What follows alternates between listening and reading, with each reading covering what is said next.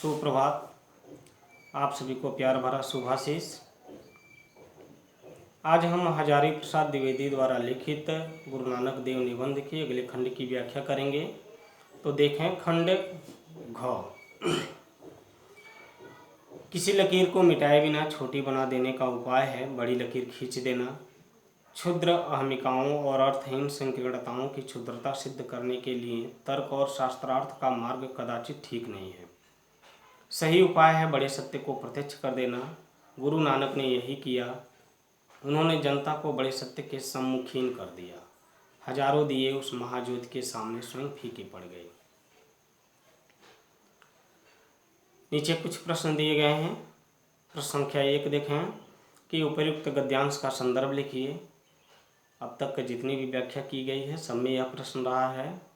फिर भी देख लीजिए कि प्रस्तुत गद्यांश हमारी पाठ्य पुस्तक में संकलित गुरु नानक देव नामक शीर्षक से उद्धृत है, जिसके लेखक महान साहित्यकार आचार्य हजारी प्रसाद द्विवेदी जी हैं। दूसरा प्रश्न है रेखांकित अंशों की व्याख्या कीजिए। तो रेखांकित अंश देखें, किसी लकीर को मिटाए बिना छोटी बना देने का उपाय है बड़ी लकीर खींच देना। आचार्य हजारी प्रसाद द्विवेदी जी कह रहे हैं कि दो समान लकीर खींच दिया जाए और उसमें उन दोनों बराबर लकीरों में कहा जाए कि एक लकीर को बड़ा कर दीजिए। तो दो तरीका होता है उसको बड़ा करने का। एक तो एक लकीर को हम थोड़ा मिटा देते हैं तो वो अपने आप बड़ी हो जाती है, और दूसरा तरीका क्या होता है कि उस लकीर को हम और बड़ा कर देते हैं तो उससे बड़ा हो जाता है। कहने का तात्पर्य यह है कि दूसरे की बुराई करके, दूसरे की निंदा करके, दूसरे को का छिद्रान्वेषण करके, नुक्ताचीनी करके हमें स्वयं को श्रेष्ठ नहीं बनना है। दूसरे की बुराई करके, दूसरे को छोटा दिखा करके हमें बड़ा बनने की कोशिश नहीं करनी चाहिए। बड़ा कैसे बनना है कि हमें उससे बेहतर गुणों को धारण करके ही बड़ा बनना चाहिए, और यही श्रेयस्कर मार्ग है। जहाँ हम दूसरों की बुराई करके अपने को श्रेष्ठ सिद्ध करेंगे तो वह नित्य विरुद्ध होगा। स्वयं में ऐसे गुण धारण कर लें कि हमें दूसरे की निंदा न करना पड़े, दूसरे को छोटा न दिखाना पड़े, अपने आप सहज या समाज हमें सिर आंखों पर बिठा ले। क्षुद्र अहमिकाओं और अर्थहीन संकीर्णताओं की क्षुद्रता सिद्ध करने के लिए तर्क और शास्त्रार्थ का मार्ग कदाचित ठीक नहीं है। द्विवेदी जी कहते हैं कि मैं बड़ा हूँ, मैं उत्तम हूँ, मैं ही सबसे अच्छा हूँ। इस प्रकार की जो अपने को बड़ा समझने की भावनाएं समाज में फैली हुई हैं, ये तुच्छ और संकीर्ण हैं। इनमें कोई सार नहीं है, इसका कोई अर्थ नहीं है।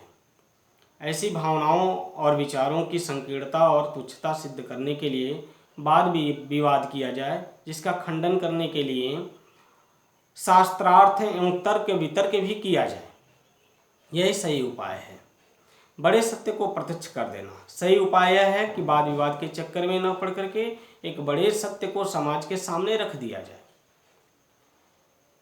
गुरु नानक ने यही किया, और आचार्य हजारी प्रसाद द्विवेदी जी कह रहे हैं कि गुरु नानक देव जी ने यही किया कि किसी को छोटा नहीं दिखाया, किसी को तुच्छ नहीं बताया, किसी को नीच नहीं कहा, बल्कि क्या किया, इस संकीर्णता से दूर रह करके उन्होंने क्या किया, वाद विवाद किया, तर्क वितर्क किया, अपने अंदर महान से महान गुणों को धारण किया, और इसलिए वो लोकमानस में वो श्रद्धेय हो गए, श्रद्धा के पात्र हो गए। अगला प्रश्न देखें, गुरु नानक जी का हजारों दिए किसके समान स्वयं फीके पड़ गए। तो हजारों दिए गुरु नानक रूपी महाज्योति के सामने फीके पड़ गए। छोटी लकीर के सामने बड़ी लकीर खींच देने का क्या तात्पर्य है। तभी व्याख्या करते समय हमने आपको बताया कि दूसरे को तुच्छ बना करके, दूसरे को नीच कह करके, दूसरे की बुराई करके स्वयं को बड़ा नहीं बनना ही छोटी लकीर के सामने बड़ी लकीर खींच देने का तात्पर्य है। अर्थात महान से महान, बड़े से बड़े गुण को धारण करके स्वयं महान बन जाना ही छोटी लकीर से बड़ी लकीर खींचने का तात्पर्य है। छोटी लकीर के सामने बड़ी लकीर खींचने का तात्पर्य है। अहमिकाओं और अर्थहीन संकीर्णताओं की क्षुद्रता सिद्ध करने का सही उपाय क्या है? तो अहमिकाओं और अर्थहीन संकीर्णताओं की क्षुद्रता सिद्ध करने का सही उपाय है कि बड़े सत्य को प्रत्यक्ष कर देना। आज आपका यह खंड पूरा हुआ। अगले खंड की व्याख्या हम अगले दिन करेंगे। तब तक के लिए धन्यवाद।